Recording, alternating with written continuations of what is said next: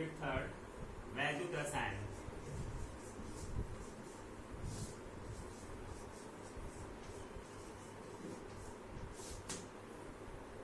आज इस चैप्टर का हम पढ़ेंगे वैद्युत अपघटन।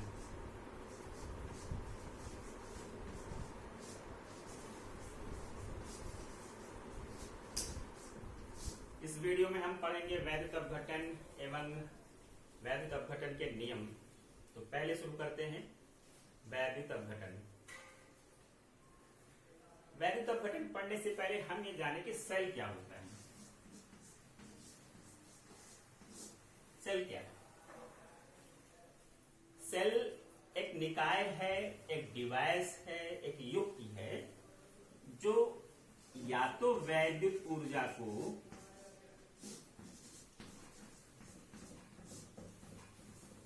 रासायनिक ऊर्जा में परिवर्तित करती है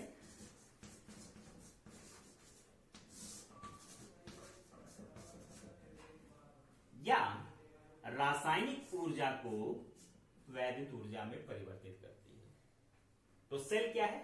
सेल वो निकाय है जो वैद्युत ऊर्जा को या तो रासायनिक ऊर्जा में परिवर्तित करती है या रासायनिक ऊर्जा को वैद्युत ऊर्जा में परिवर्तित करती है। ऐसे सेल जो वैद्युत ऊर्जा को रासायनिक ऊर्जा में परिवर्तित करते हैं उन्हें कहा जाता है वैद्युत अपघटनी सेल।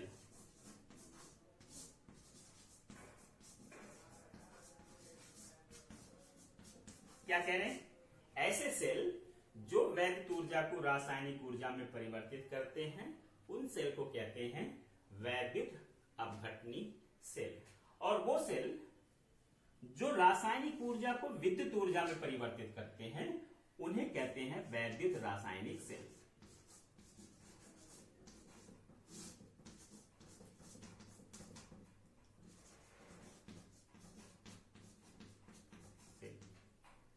तो फिर से देखें, वैद्युत ऊर्जा को रासायनिक ऊर्जा में बदलने वाले सेल को क्या कहते हैं? वैद्युत अपघटनी सेल। रासायनिक ऊर्जा को वैद्युत ऊर्जा में बदलने वाले सेल को क्या कहते हैं? वैद्युत रासायनिक सेल। ठीक है, आइए देखते हैं वैद्युत अपघटनी सेल।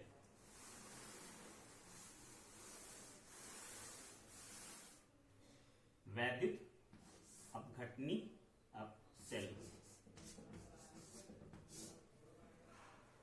सामान्यतः वैद्युत अपघटनी सेल में एक पात्र होता है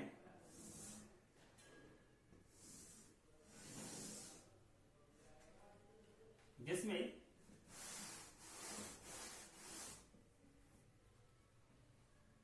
दो इलेक्ट्रोड्स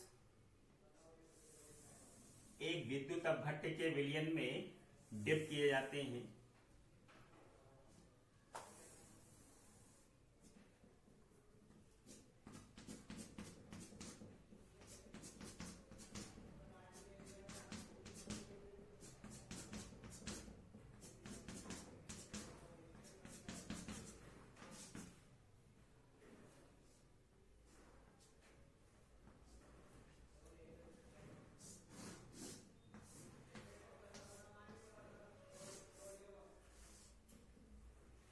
ये बैटरी है, ये बैटरी का धन सिरा पॉजिटिव एंड, इसको इस इलेक्ट्रोड से जोड़ते हैं। इसके ऋण सिरे को ऋण दूसरे इलेक्ट्रोड से जोड़ते हैं। बाईं तरफ वाले इलेक्ट्रोड को कहते हैं एनोड और दाहिनी तरफ वाले इलेक्ट्रोड को कहते हैं कैथोड। एनोड पर ऑक्सीडेशन की क्रिया होती है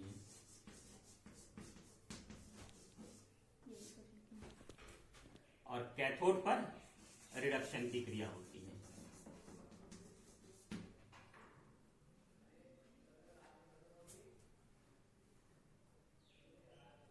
याद रखने के लिए हम कैसे याद करेंगे? जब हमें डायग्राम बनाना है, देखिए anode start from A, cathode start from C. A और सी में पहले कौन आता है? ए। तो ए को हमने यानी एनोड को बाईं तरफ लिखा और कैथोड को दाईं तरफ, क्योंकि सी बाद में आता है। इसी तरह से ऑक्सीडेशन और रिडक्शन में अगर हमें याद करना है कि किस पर कौन सी क्रिया होती है, तो ऑक्सीडेशन का पहला लेटर ओ, रिडक्शन का पहला लेटर आर। ओ आर में पहले कौन आता है? ओ। एनोड पर ऑक्सीडेशन और कैथोड पर रिडक्शन की अभिक्रिया होती है। ऑक्सीडेशन क्या मतलब है? इलेक्ट्रॉन त्यागा जाना, और रिडक्शन क्या मतलब है? इलेक्ट्रॉन ग्रहण किया जाना। अब ये विद्युत अपघट्ट का विलयन है, ये गलित अवस्था में हो सकता है या जलीय विलयन हो सकता है। एक दूसरा चीज देखिए, इस विद्युत अपघट्ट के विलयन में याद रखने के लिए आप याद रख सकते हैं, जब हम विद्युत अपघट्ट के विलयन को विद्युत अपघट्ट को जल में घोलकर विलयन बनाएंगे तो उसके एनायन और कैटायन अलग हो जाते हैं। एनायन क्या होता है? हिंदी में जिसे कहते हैं ऋणायन, अर्थात जिस पर ऋणावेश होता है, और कैटायन हिंदी में कहते हैं धनायन, यानी जिस पर धनावेश हो। तो वह स्पीशीज जिस पर धनावेश हो वो क्या है? कैटायन, और वो स्पीशीज जिस पर ऋणावेश हो उसको क्या कहते हैं? अनायन। इस विद्युत अपघटन की क्रिया में जब बाहर से विद्युत धारा प्रवाहित की जाती है तो याद रखने के लिए anion goes towards anode and cation goes towards cathode. क्यों? क्योंकि एनायन पे कौन सा आवेश होता है? ऋणावेश, और एनोड पर कौन सा आवेश है? धनावेश। तो अपोजिट चार्जेस के उस तरफ माइग्रेशन होता है। तो एनायन किधर जाएगा? एनोड की तरफ। कैटायन किधर जाएगा? कैथोड की तरफ। कैटायन कैथोड की तरफ क्यों जाएगा? कैटायन पर धनावेश होता है, कैथोड पर ऋणावेश है, इसलिए कैटायन कैथोड की तरफ माइग्रेट करेगा, मूव करेगा। तो याद रहेगा आसानी से कि एनोड, वैद्युत अपघट्ट सेल का एनोड पॉजिटिव चार्ज होता है। क्यों? क्योंकि एनायन इसकी तरफ मूव करता है। क्यों करता है? क्योंकि एनायन पे नेगेटिव चार्ज होता है। कैटायन कैथोड की तरफ जाएगा। क्यों जाएगा? क्योंकि कैथोड नेगेटिवली चार्ज है और कैटायन हमारा पॉजिटिवली चार्ज होता है। यहां पर जाके एनोड पर, जब एनायन एनोड पर जाएगा तो कौन सी रिएक्शन होना है? ऑक्सीडेशन का। मतलब ये जो नेगेटिवली चार्ज स्पीशीज एनोड पर जाएगा वो क्या करेगा? ऑक्सीडाइज होगा, इलेक्ट्रॉन त्यागेगा। कैटायन कैथोड पर जाए क्या करेगा? रिड्यूस होगा, यहां जाकर के ये इलेक्ट्रॉन ग्रहण करेगा।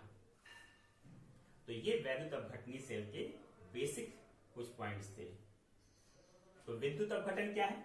बाहर से विद्युत धारा प्रवाहित की जा रही है और सेल के अंदर रासायनिक अभिक्रिया हो रही है, और उस रासायनिक अभिक्रिया के दौरान इलेक्ट्रोड्स पर या तो पदार्थ निक्षेपित होंगे या गैस की अवस्था में है तो मुक्त होंगे। अगर ठोस अवस्था में है तो निक्षेपित होंगे, डिपॉजिट होंगे, और गैस होंगे तो वो मुक्त होंगे। तो विद्युत अपघटन क्या है? क्रिया है, रिएक्शन है, प्रोसेस है, जिसमें बाहर से विद्युत धारा प्रवाहित करने पर सेल में अभिक्रिया होती है। और वैद्युत अपघटनी सेल क्या है? एक डिवाइस है जिसमें क्या हो रहा है? विद्युत ऊर्जा रासायनिक ऊर्जा में परिवर्तित हो रही है। ये कुछ बेसिक एलिमेंट्री बातें थी वैद्युत अपघटनी सेल की। अब इस वैद्युत अपघटनी सेल की हम 4 परिस्थितियों में इसके डिफरेंट केसेस को स्टडी करेंगे और जानेंगे कि कैसे यह विद्युत अपघटनी सेल काम करता है। हमारे पास सिलेबस में जो पढ़ना है, पहला गलित सोडियम क्लोराइड का विद्युत अपघटन करने पर, दूसरा जलीय सोडियम क्लोराइड का विद्युत अपघटन करने पर, तीसरा कॉपर सल्फेट के जलीय विलयन का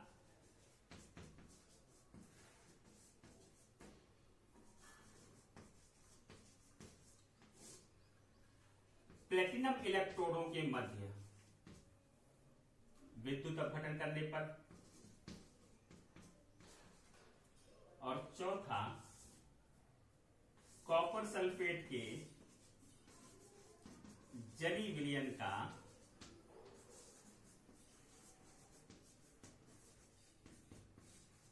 इलेक्ट्रोडों के मध्य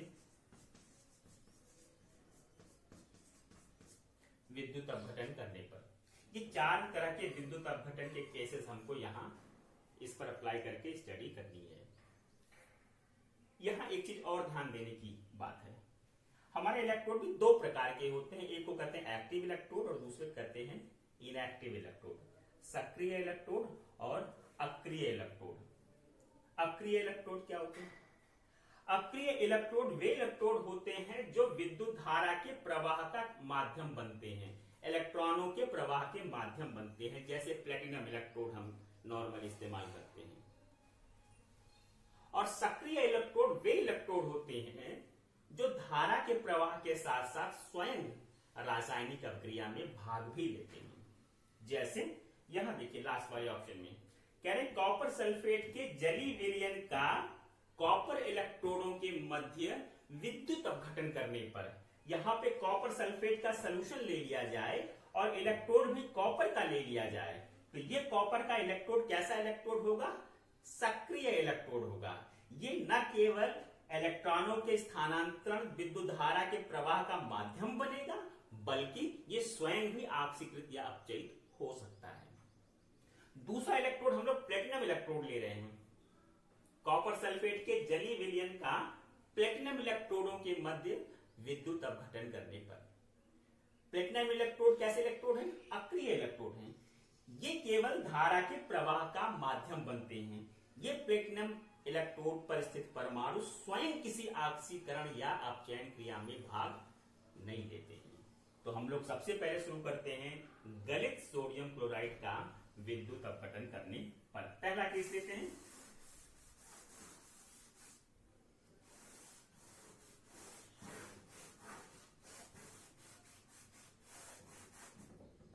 पहला केस देखिए, गलित सोडियम क्लोराइड का, सब लोग लेते हैं गलित सोडियम क्लोराइड का विद्युत अपघटन करने पर। गलित सोडियम क्लोराइड का क्या मतलब है? एक तो सोडियम क्लोराइड का जलीय विलयन होता है कि सोडियम क्लोराइड को जल में घोल करके विलयन बना लिया, तो ये सोडियम क्लोराइड का एक्वस सोल्यूशन कहलाता है, जलीय विलयन कहलाता है। तो गलित सोडियम क्लोराइड क्या है? सोडियम क्लोराइड को इतना गर्म करो कि वो ठोस से द्रव अवस्था में आ जाए, उसे कहेंगे गलित sodium chloride, molten sodium chloride. तो यहां पर हमने विद्युत अपघट्य के विलयन में सोडियम क्लोराइड का विलयन ले लिया।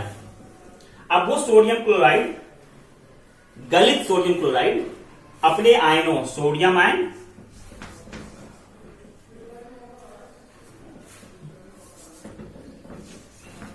और Na+ सोडियम धनायन और Cl- क्लोराइड आयन में टूट जाएगा। जब हम बाहर से विद्युत धारा प्रवाहित करेंगे तो ये जो अपने आयनों में टूट गया है, अब ये सोडियम धनायन, सोडियम कैटायन किधर जाएगा? कैटायन किधर जाता है? कैथोड की तरफ। तो sodium cation will go towards cathode and chloride anion will go towards anode. क्या करेंगे जाके? कैथोड पर क्या होता है? रिडक्शन। तो कैथोड पर होने वाली क्रिया क्या है?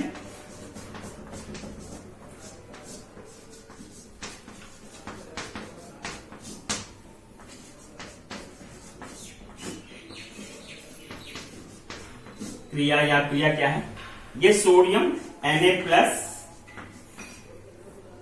कैटायन कैथोड पर गया और यहां से इलेक्ट्रोड से इसने इलेक्ट्रॉन लिया और सोडियम ठोस के रूप में यहां निक्षेपित हो गया।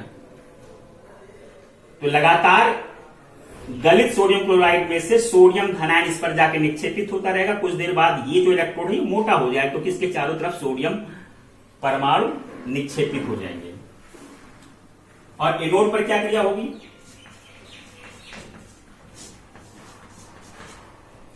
ये क्लोराइड एनायन है, एनायन है, कहा जाएगा? एनोड की तरफ माइग्रेट करेगा। और एनोड पे कौन सी क्रिया होती है? ऑक्सीडेशन की। ऑक्सीडेशन का मतलब है इलेक्ट्रॉन त्यागा जाना। तो क्लोराइड एनोड पर जाकर के इलेक्ट्रॉन त्याग करके, दो क्लोराइड मिलकर के दो इलेक्ट्रॉन त्यागेंगे और एक क्लोरीन गैस मॉलिक्यूल बन जाएंगे। तो इस गलित सोडियम क्लोराइड का विद्युत अपघटन करने पर, अर्थात जब इस गलित सोडियम क्लोराइड के विद्युत अपघट्य के विलयन में बाहर से विद्युत धारा प्रवाहित की जाएगी, तो इन आयंस का पहले तो सोडियम क्लोराइड अपनी आयनों में टूटेगा और फिर मूव करेगा, माइग्रेट करेगा। किधर माइग्रेट करेगा? कैटायन कैथोड की तरफ और एनायन एनोड की तरफ।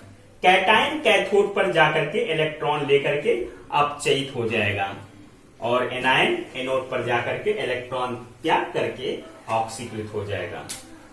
तो इस वैद्युत अपघटन के क्रिया के परिणाम स्वरूप हमें कैथोड पर क्या प्राप्त होगा? सोडियम ठोस अवस्था में, और एनोड पर क्या प्राप्त होगा? क्लोरीन गैस प्राप्त होगी, यानी मतलब क्लोरीन गैस मुक्त होगी। तो एक लाइन में हम लिखेंगे कि कैथोड पर क्या मिल रहा है? कैथोड पर सोडियम ठोस अवस्था में निक्षेपित होगी,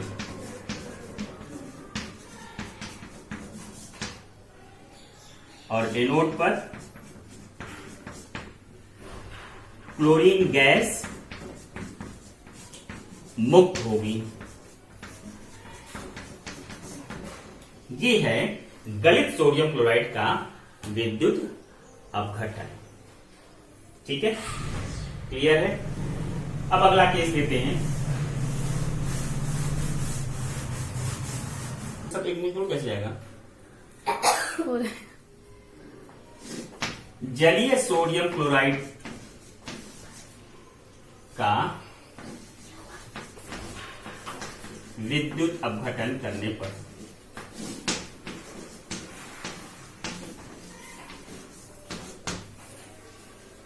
अपघटन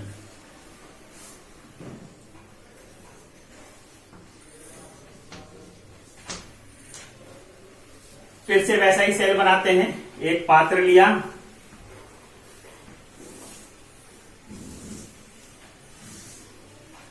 दो अक्रिय इलेक्ट्रोड प्लेटिनम के लिए हमने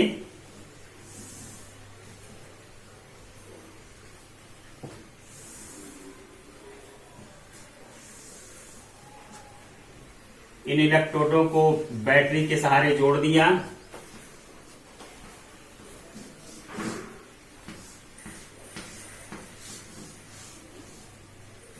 ये बैटरी का पॉजिटिव एंड, तो ये भी बैटरी का पॉजिटिव इलेक्ट्रोड, ये नेगेटिव एंड, तो ये भी नेगेटिव इलेक्ट्रोड। बाएं वाले को क्या कहेंगे? एनोड। एनोड। और कौन सी क्रिया यहां होगी एनोड पर? ऑक्सीडेशन की। दाहिनी तरफ वाले इलेक्ट्रोड क्या करते हैं? कैथोड। और कौन सी रिएक्शन होता है कैथोड पर? रिडक्शन। और यहां हमने विद्युत अपघट्य के विलयन में क्या लिया है?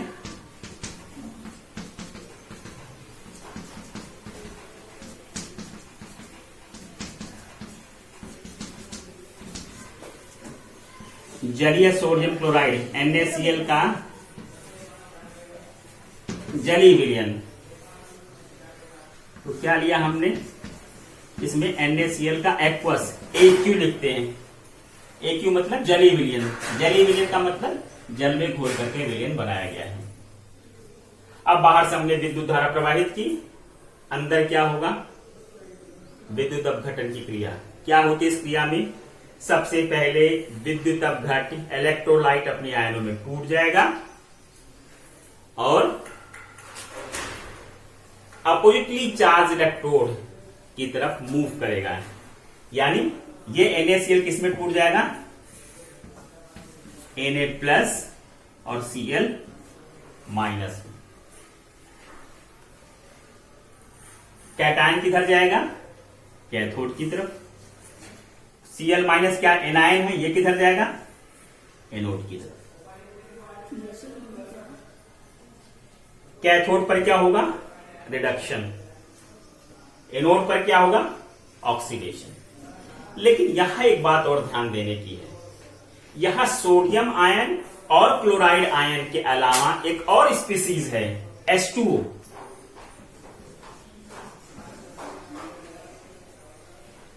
ये H2O जल का मॉलिक्यूल, इसका ऑक्सीकरण भी होता है और इसका अपचयन भी होता है।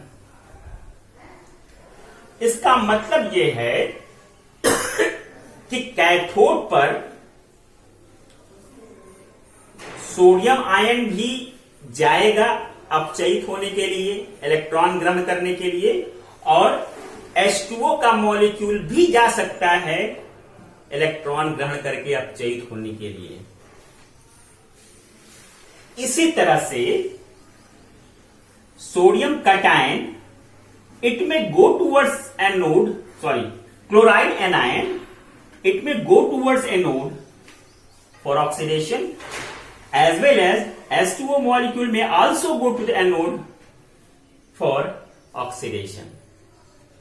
कहने का मतलब ये है कि सोडियम क्लोराइड के इस जलीय विलयन में हमारे पास तीन चीजें हैं।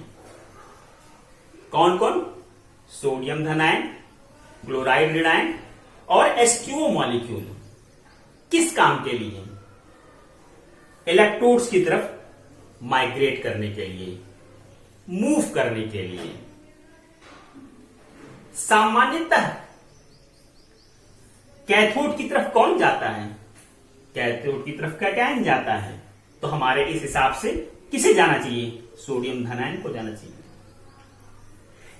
एनोड की तरफ कौन जाता है? एनायन जाता है। इसलिए एनोड पर किसे जाना चाहिए? क्लोराइड को जाना चाहिए। लेकिन चूंकि H2O मॉलिक्यूल ऐसा मॉलिक्यूल है, ऐसा अणु है जिसका खुद भी ऑक्सीडेशन भी होता है और रिडक्शन भी होता है। यह इलेक्ट्रॉन लेता भी है और इलेक्ट्रॉन देता भी है। इसलिए कैथोड पर सोडियम धनायन के साथ साथ H2O भी जाएगा इलेक्ट्रॉन ग्रहण करने के लिए। एनोड पर क्लोराइड एनायन के साथ साथ H2O मॉलिक्यूल भी जाएगा ऑक्सीकृत होने के लिए। तो अब सवाल है कि कौन ऑक्सीकृत होगा एनोड पर और कौन अपचयित होगा कैथोड पर। तो यहां पर एक कंपटीशन है, प्रतियोगिता है। कैथोड पर किसके किसके बीच प्रतियोगिता है? सोडियम धनायन और H2O के बीच में कैथोड पर पहुंचकर इलेक्ट्रॉन ग्रहण करके अपचयित होने की प्रतियोगिता होगी। और एनोड पर किसकी किसकी प्रतियोगिता होगी? क्लोराइड एनायन की और H2O की। दोनों जाएंगे, यहां भी दोनों जाएंगे और यहां भी दोनों जाएंगे, लेकिन दोनों में से किसी एक का ही एनोड पर ऑक्सीडेशन होगा और एक का ही कैथोड पर अपचयन होगा। किसका होगा? इसका एक लाइन का नियम है। एनोड पर अगर विद्युत अपघटन की क्रिया में, नोट डाउन करिए बिल्कुल, कि यदि विद्युत अपघटन की क्रिया में एक से अधिक स्पीसीज एनोड पर ऑक्सीकरण के लिए जाते हैं तो उस स्पीसीज का ऑक्सीकरण होगा जिसके लिए मानक अपचयन विभव का मान कम होगा। और यदि एक से अधिक स्पीसीज कैथोड पर रिडक्शन के लिए जाते हैं, यदि किसी इलेक्ट्रोड पर ऑक्सीकृत या अपचयित होने वाले स्पीसीज की संख्या एक से अधिक है तो वहां उन स्पीसीज के बीच में एक प्रतियोगिता हो जाती है। जैसे एनोड पर क्या होना है? ऑक्सीडेशन। तो अगर एनोड पर ऑक्सीकृत होने वाले स्पीसीज की संख्या एक से अधिक है तो जिस स्पीसीज के लिए मानक अपचयन विभव का मान कम होगा उसका ऑक्सीकरण होगा।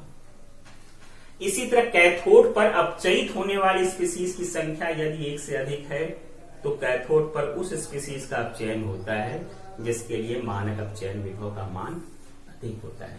आइए कैथोड पर देखते हैं। कैथोड पर होने वाली क्रिया,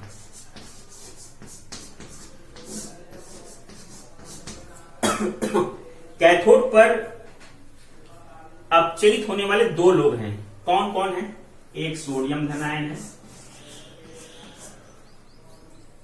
और एक H2O है।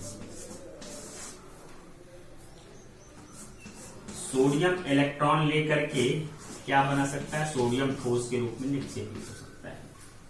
और H2 2 इलेक्ट्रॉन लेकर के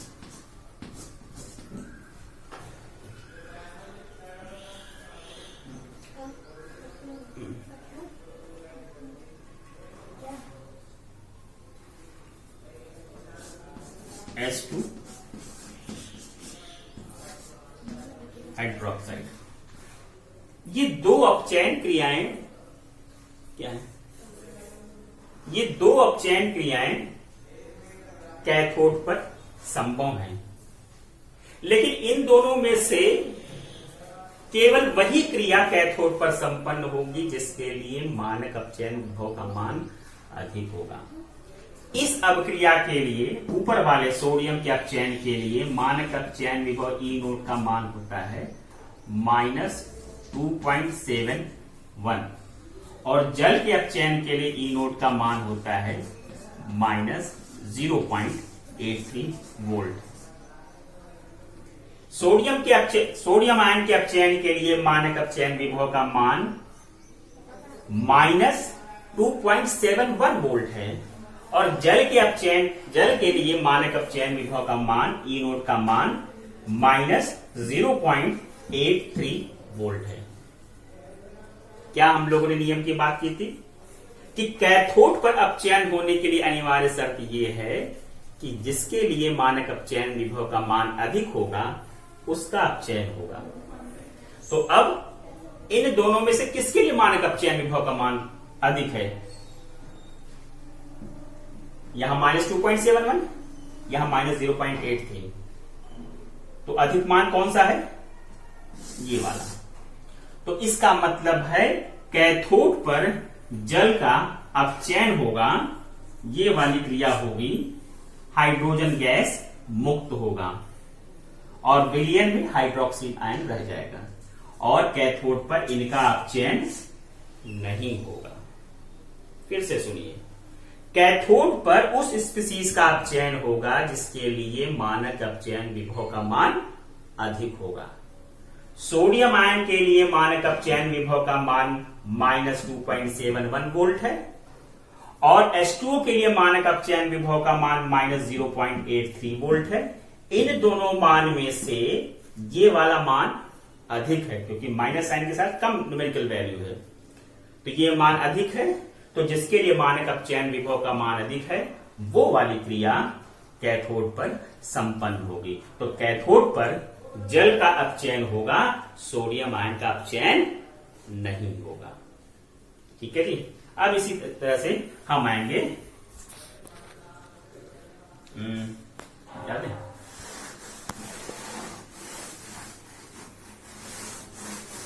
कैथोड पर होने वाली क्रिया।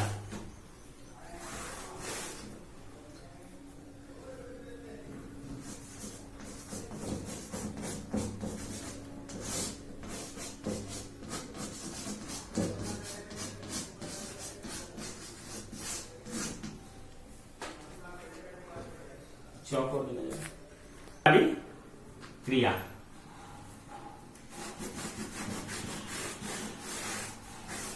एनोड पर कौन कौन से लोग क्रिया करने के लिए आ रहे हैं, एक तो क्लोराइड आयन है और दूसरा H2O।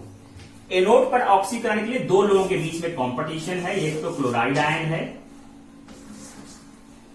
ये क्लोराइड आयन 2 इलेक्ट्रॉन दे करके एनोड पर क्लोरीन गैस मुक्त कर सकती है, और या ये H2O इलेक्ट्रॉन त्याग करके 2H प्लस हाफ O2 ये बना सकती है। एनोड पर हमारे पास 2 स्पीशीज हैं ऑक्सीकृत होने के लिए, कौन कौन, क्लोराइड एनायन और H2O। क्लोराइड एनायन के लिए ई नोड का मान, और इसके लिए ई नोड का मान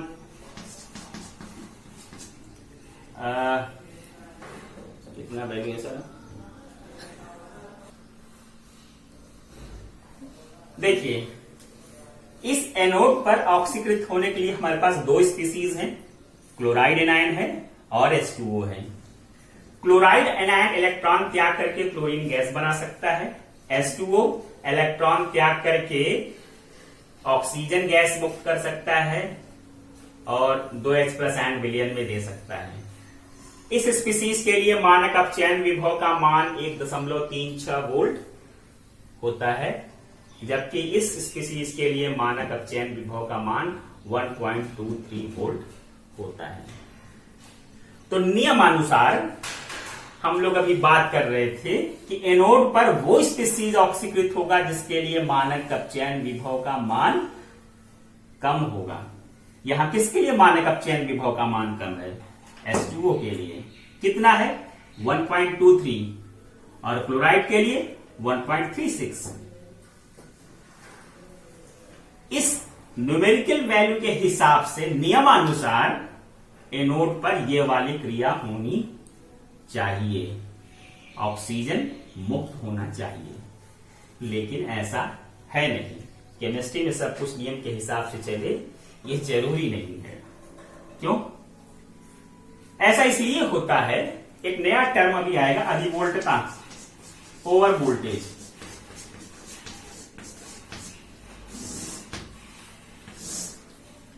क्या होता अधिवोल्टता?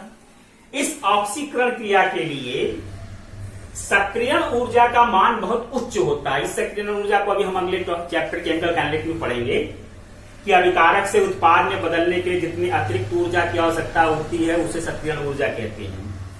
तो इस ऑक्सीकरण क्रिया के लिए सक्रियण ऊर्जा का मान अधिक होने के कारण यह क्रिया 1.23 वोल्ट जो सैद्धांतिक रूप से है उसके बजाय 1.5 वोल्ट पर होता है वास्तविक रूप से। किसके कारण? इस अधिवोल्टता के कारण। इसी अंतर को अधिवोल्टता कहते हैं। क्या करें? जल के ऑक्सीकरण के लिए सक्रियण ऊर्जा का मान उच्च होने के कारण यह अभिक्रिया 1.23 वोल्ट के स्थान पर 1.5 वोल्ट पर संभव हो पाता है। इसी वोल्ट के अंतर को ही अधिवोल्टता कहते हैं, जिसके कारण अब वास्तविक रूप से देखिए इस अभिक्रिया के लिए मानक अपचयन विभव मान कितना है? 1.36 वोल्ट, जबकि इस अभिक्रिया के लिए वास्तविक रूप से मानक अपचयन विभव का मान कितना है? 1.5 वोल्ट। तो अब ज्यादा किसका हुआ? H2O के लिए, और कम किसका हुआ? क्लोराइड के लिए। तो एनोड पर ऑक्सीकरण किसका होगा? जिसके लिए मानक अपचयन विभव का मान कम होता है। तो ये वाला मान कम है, अतः एनोड पर कौन सी क्रिया होगी? ये वाली क्रिया होगी, अर्थात ये वाली क्रिया नहीं होगी। कैथोड पर कौन सी क्रिया हो रही थी? जल का अपचयन हो रहा था, हाइड्रोजन गैस मुक्त हो रही थी। और एनोड पर कौन सी क्रिया हो रही है? होगी क्लोरीन गैस मुक्त होगी। ठीक है। तो अब अंतिम रूप से इतने अभिक्रियाओं के बाद हम एक लाइन में लिखेंगे कि जलीय सोडियम क्लोराइड का विद्युत अपघटन करने पर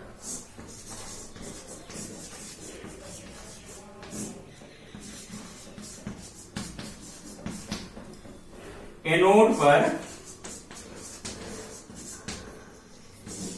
क्लोरीन गैस मुक्त होगी तथा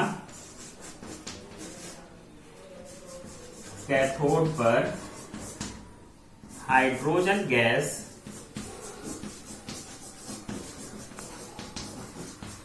मुक्त होगी।